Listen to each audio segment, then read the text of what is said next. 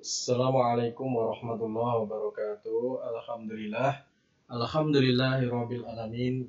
Wassalatu wassalamu asrofil anbiya'i wal mursalin wa ala alihi washabihi ajmain, amma ba'du. Puji syukur senantiasa kita panjatkan kehadirat Allah Subhanahu wa taala yang pada kesempatan pagi hari ini alhamdulillah kita masih diberikan kesehatan oleh Allah sehingga kita bisa bertemu kembali meskipun tetap sama dalam keadaan daring ya.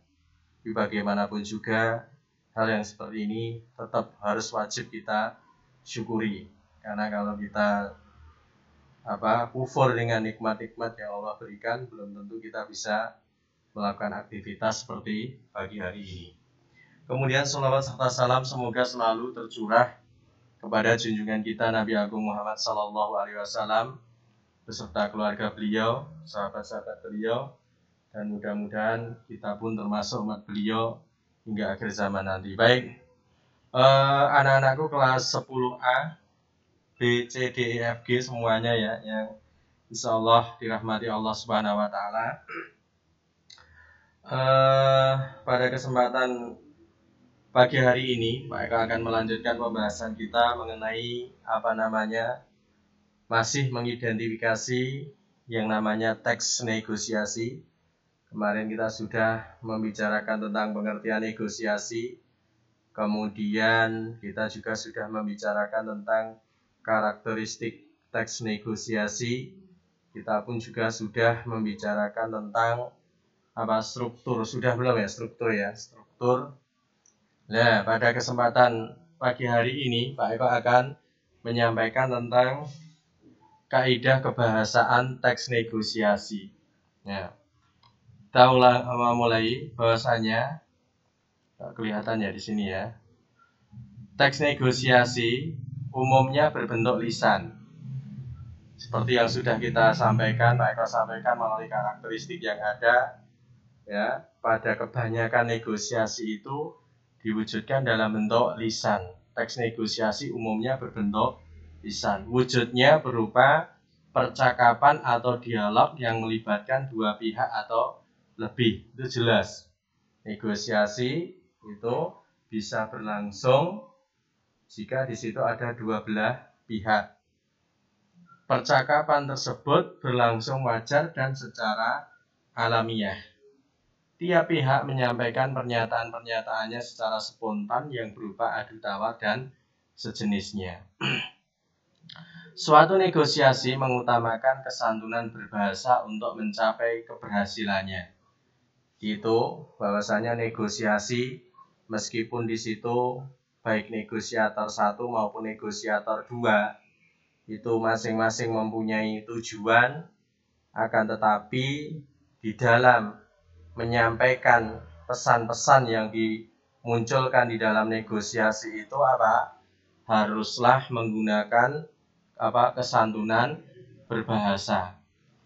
Pihak-pihak yang terlibat menggunakan pengajuan, tawaran, penolakan, dan sejenisnya dengan bahasa-bahasa yang menyenangkan lawan bicara. Seharusnya seperti itu. Ketika kita bernegosiasi, seharusnya seperti itu. Tidak boleh menggunakan kata-kata kasar, tidak boleh menggunakan kata-kata yang itu nanti bisa menyinggung atau membuat sakit hati lawan bicara. Nah, seperti itu. Tidak sedikit pula muncul kalimat-kalimat persuasif. Selain tadi menggunakan bahasa-bahasa yang santun, sopan, tidak menyinggung perasaan orang lain. Di situ kalimat-kalimat yang dimunculkan haruslah kalimat-kalimat yang persuasif, berupa bujukan, menyatakan keinginan, ataupun harapan. Hal ini terkait dengan fungsi negosiasi, yakni untuk menyampaikan dan mengompromikan suatu usulan. Oleh karena itu akan banyak penggunaan kalimat harapan dan permintaan. Yang ketiga itu tadi, yang pertama menggunakan kalimat-kalimat yang sopan, yang santun. Kemudian di situ nanti juga banyak kita jumpai kalimat-kalimat persuasif. Di situ pula nanti kita akan banyak menjumpai kalimat-kalimat harapan atau permintaan di dalamnya. Secara tersurat, kalimat-kalimat harapan itu dapat ditandai dengan kata-kata seperti minta, harap, mudah-mudahan, dan lain sebagainya. Contohnya ada di sini, pakai motor lah, udah di rumah saya saja, nanti saya sediakan makanan banyak, kamu kan suka makan, aku inginnya ya 43 juta, nah seperti itu. Nah, teks negosiasi juga banyak menggunakan kalimat yang menyatakan hubungan bersyarat. Atau istilah lainnya, di dalam negosiasi itu nanti kita akan banyak menjumpai konjungsi yang menyatakan hubungan syarat. Kalimat-kalimat itu ditandai antara lain dengan kata-kata jika, kalau, seandainya, apabila, tetapi, dan lain sebagainya. Hal tersebut terkait dengan sejumlah syarat yang diajukan tiap pihak dalam rangkaian adu tawar kepentingan. Contohnya di situ ada, baiklah kalau begitu nanti malam saya yang datang ke rumahmu, tapi nah ini kan ada syarat. Ya, makanan apapun yang kamu inginkan akan saya sediakan, mau kerupuk, gorengan, lalapan, air putih, dan lain sebagainya. Di dalam cuplikan tersebut, Adam menyetujui tawaran Hasan. Akan tetapi ia mengajukan syarat. Hal itu ditandai dengan penggunaan kata tapi pada bagian akhir pernyataannya. Dalam konteks tersebut, tapi tidak bermakna pertentangan, akan tetapi bermakna syarat.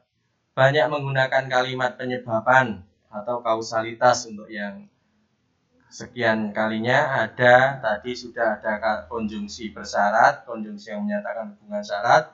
Kemudian ada juga konjungsi atau pernyataan yang bermakna penyebaban atau kausalitas. Hal ini terkait dengan sejumlah argumen yang disampaikan tiap negosiator. Mereka perlu menyampaikan sejumlah alasan. Pernyataan-pernyataan itu antara lain ditandai dengan konjungsi, ini ya, hubungan penyebaban. Kalau tadi di sini hubungan syarat, ini konjungsi yang menyatakan hubungan penyebaban. Karena sebab, oleh karena itu, sehingga, dan lain sebagainya. Contohnya ini sebab, meskipun yang contoh 1, contoh 2 yang di sini ya, di sini sebab dikurung, sebab motornya lagi di kakek-kakak, udah di rumah saya saja, di rumah saya saja, nanti saya sediakan makanan banyak, kamu kan suka makan. Nah, di sini konjungsi yang menyatakan hubungan penyebaban itu dinyatakan secara tersirat. Artinya apa? Di situ dilenyapkan, tidak dimunculkan secara tersurat, akan tetapi dimunculkan secara tersirat, tersembunyi. Akan tetapi meskipun demikian tetap tampak bahwa kalimat-kalimat itu menyatakan hubungan penyebaban. Nah, itu. Jadi itu anak-anak ya kelas 10. Jadi kaidah kebahasaan di dalam teks negosiasi itu, kalau di dalam gambar 6.4 itu jelas sekali terlihat ada kalimat dialogis ya. Seperti yang ada di paragraf pertama tadi, biasanya dilakukan, lazimnya dilakukan oleh 2 orang atau lebih. Ya, kalimat-kalimat yang muncul itu disebut sebagai kalimat dialogis, percakapan antara 2 orang atau lebih. Tidak akan mungkin itu hanya percakapan seorang diri. Kemudian yang kedua, kalimatnya santun persuasif. Ya, harap, minta, mudah-mudahan, santun, tetapi di situ juga mengandung ajakan. Kemudian ada kalimat bersyarat. Ini lebih tepatnya pada penggunaan konjungsi yang menyatakan hubungan syarat, jika, seandainya, seperti itu. Kemudian ada juga konjungsi yang menyatakan hubungan kausalitas, sebab, karena, sehingga, nah seperti itu. Jadi pada kesempatan pagi hari ini ya, Pak Eko cuma ingin menyampaikan tentang itu ya, kaidah-kaidah kebahasaan di dalam teks negosiasi. Cukup sederhana sekali di dalam negosiasi. Intinya kalian bisa memahami kaidah teks negosiasi itu yang seperti ini, 4 ini. Kalimat dialogis, santun persuasif, kalimat bersyarat, dan kalimat kausalitas. Itu mungkin yang bisa Pak Eko sampaikan pada pertemuan hari ini.